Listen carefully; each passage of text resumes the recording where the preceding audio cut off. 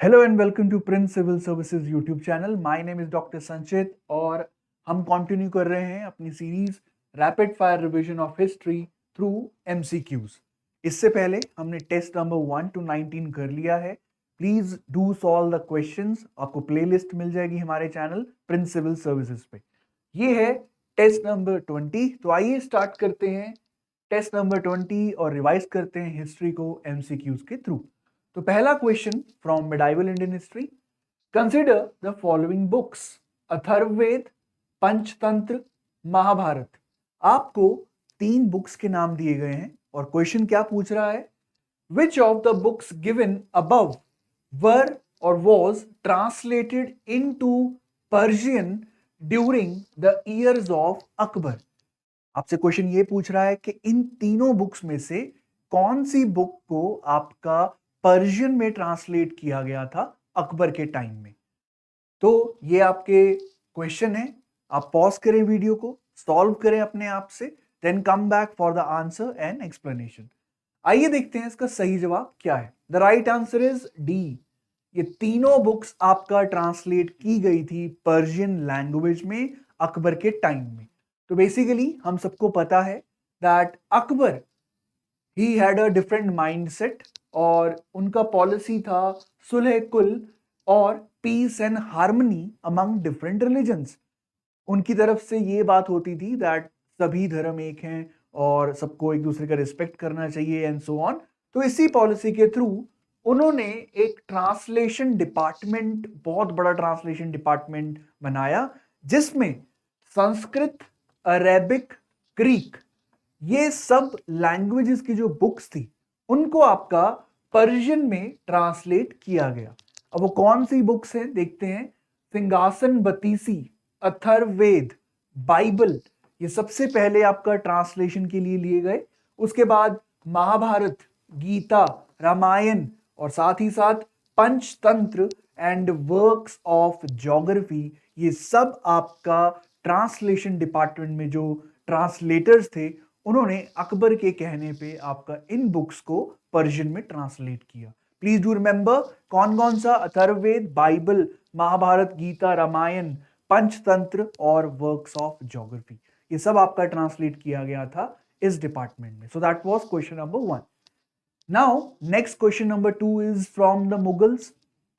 Consider the following pairs with reference to classification of land during the Mughal period. तो Mughal period में आपका revenue system को reform करने की बात की गई थी और वहां पे लैंड को आपका अलग अलग तरह से टाइपिफाई कर दिया गया था डिपेंडिंग ऑन कि उसके ऊपर कल्टीवेशन हो रहा है, उसको कितने समय तक खाली छोड़ा जा रहा है एंड सो ऑन। और आपका रेवेन्यू भी फिर उसी हिसाब से कलेक्ट किया जाता था। तो यहां पे एक तरफ लैंड लिखा है, टाइप ऑफ लैंड, दूसरी तरफ उसका मीनिंग। तो फर्स्ट है पराती, लैंड फैलो फॉर 2-3 ईयर्स। फैलो का मतलब जिसके ऊपर कल्टीवेशन आप नहीं कर रहे, जिसे खाली छोड़ा गया है। Second, chachar, uncultivated land for more than 5 years, जिसपे 5 साल से ज्यादा आपका पीरियड से खेती नहीं हो रही। Third is polaj, under cultivation every year, जिसपे हर साल कल्टीवेशन की जा रही है, उसे खाली नहीं छोड़ा जा रहा। तो आपसे पूछा गया है above pair which are correctly matched, Parauti, Chachar, Polaj. बहुत इंपॉर्टेंट है ये। The right answer is A, that is सिर्फ और सिर्फ आपका जो थर्ड है वो करेक्टली मैच्ड है, otherwise first and second are wrongly matched. अब देखते हैं कैसे। फर्स्ट गलत क्यों है। When the land left uncultivated for 1 year, अगर आप एक लैंड को खाली छोड़ते हो 1 साल के लिए, मतलब आपने खेती करा, उसके बाद उसको फर्टाइल होने के लिए आपने फिर से उसको 1 साल छोड़ दिया, उसके ऊपर खेती नहीं करी, तो उस तरह की लैंड को आपका पराती बोला जाता है। दूसरा, the land which had been fallow for 2 to 3 years was called Chachar. अब यहां पे अगर किसी लैंड को आपने 2 या 3 साल के लिए खाली छोड़ दिया, उसे चाचर बोलते हैं। और अगर इससे ज्यादा टाइम के लिए आप लैंड को खाली छोड़ते थे, फॉर फर्टिलिटी रिक्लेमेशन, उसको आप बंजर बोलते थे। बंजर पे वैसे भी कुछ नहीं उगता था, तो वहां पे वो खाली पड़ी रहती थी and so on. Third pair is right because land which remained under cultivation almost every year, तो जो लैंड लगातार कल्टीवेशन के अंडर रहती थी उसको आपका पोलाज बोला जाता था।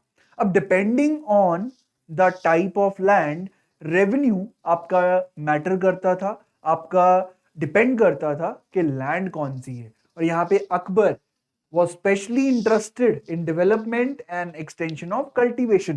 कल्टीवेशन को बढ़ावा दिया गया और उसके लिए आपका लोन्स, जिसे आप तकवी बोलते हो, वो भी दिया गया, सीड्स के लिए, equipment and so on. So that is the types of land under the Mughal rule.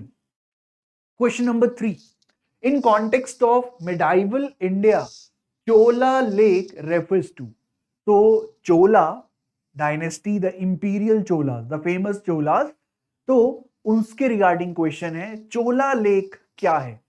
तो Kallanai dam which was built across the river Kaveri, एक डैम है कावेरी के ऊपर बनाया गया है। दूसरा, Coromandel coast to suggest the strong trade links of Chola empire with South East Asia. Chola lake इसको बोलते थे, कोरोमंडल कोस्ट को, जिससे कि ये सजेस्ट किया जाता था कि उनके अच्छे रिलेशनशिप है साउथ ईस्ट एशिया के साथ, trade links. Shivganga tank which was rain water harvesting system, Shivganga tank के लिए आप चोला लेक यूज करते हो टर्म, या bay of Bengal to suggest the strong presence of Chola navy.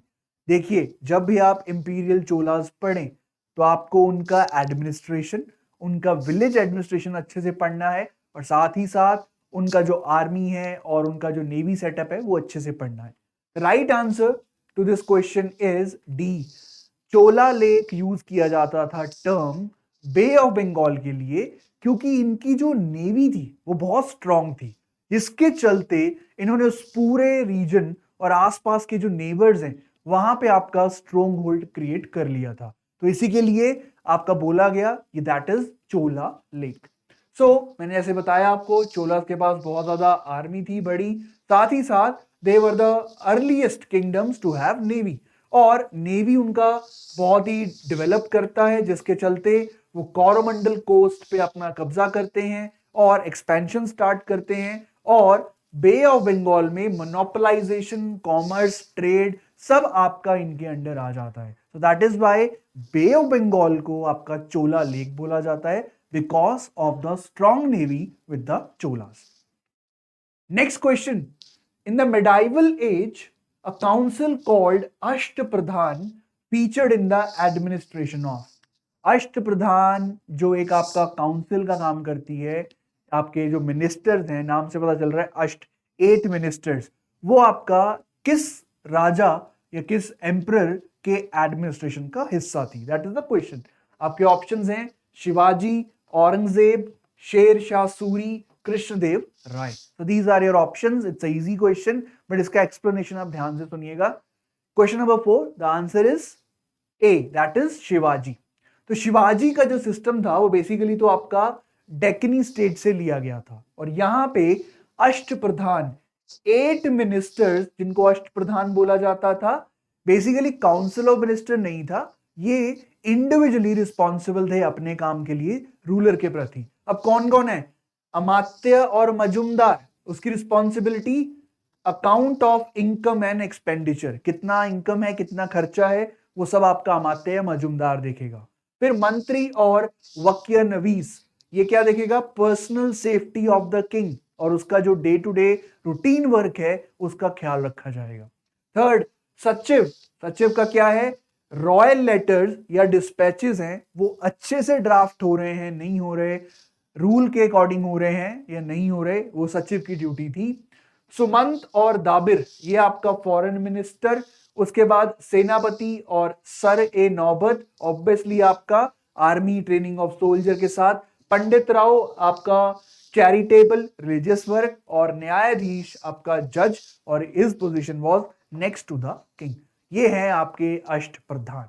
किसके साथ रिलेटेड है? शिवाजी की एडमिनिस्ट्रेशन के साथ, मराठाओं की एडमिनिस्ट्रेशन के साथ रिलेटेड है। तो लास्ट क्वेश्चन आता है, पिक करते हैं मॉडर्न इंडियन हिस्ट्री से। Consider the following passages. ये एक पैसेज दिया गया है आपको एक पर्सनैलिटी के रिगार्डिंग, तो आपको पता करना है ये किसके बारे में बात कर रहा है या बता रहा है। He was a Brahmo social reformer from Bengal. He set up working men's club. उन्होंने वर्किंग मेंस क्लब की शुरुआत करी 1870 में और मंथली जर्नल निकाला Bharat Shramjivi with the primary idea of educating the workers. तो आपको क्लू दिया गया है, आपको पहचानना है कि दैट दिस इज हु और कौन सी पर्सनैलिटी है। आपके ऑप्शंस हैं जोगेश चंद्र चट्टोपाध्याय, बिनॉय बासु, शशिपदा बनर्जी, चित्रंजन दास। तो ये आपके चार ऑप्शंस हैं। थोड़ा सा टिपिकल क्वेश्चन नहीं है, आउट ऑफ द लीग है, but you know sometimes you need to know such things also. Mainstream नहीं है ये। Answer is C, that is Shashipada Banerjee. तो यहाँ पे Shashipada Banerjee social worker, leader Brahmo Samaj, women right के लिए स्पेशली काम किया और आपका involve in social reform movement और ब्रह्मो समाज को ज्वाइन किया 1861 में। एक क्लब की शुरुआत करी वर्किंग मेंस क्लब 1870, जिसका मंथली रिलीज किया जाता था भारत श्रमजीवी, और काम क्या होगा, एजुकेटिंग द वर्कर्स। और साथ ही साथ Banerjee was a member of temperance movement. ये बहुत इंपॉर्टेंट है, मैंने बोला ना मेन स्ट्रीम नहीं है तो, लेकिन कई बार आपको बहुत ही जो out of the main stream है उससे भी क्वेश्चन पूछा जा सकता है। अब what is this temperance movement? Temperance movement है आपका अल्कोहल कंजम्पशन के खिलाफ एक मूवमेंट स्टार्ट हुआ था इंडिया में, उसको टेम्परेंस मूवमेंट बोला जाता है। उसमें आपका मैरी कारपेंटर का साथ दिया था इन्होंने। So the right answer is Shashipada Banerjee. So that is the test number 20। Please do solve the questions from 1 to 19। आपको प्लेलिस्ट में सारे के सारे टेस्ट मिल जाएंगे। So thanks for watching this test, this video. Subscribe to our channel Prince Civil Services. Like this video and share this video. Thank you. Keep learning and keep watching the videos. Thank you.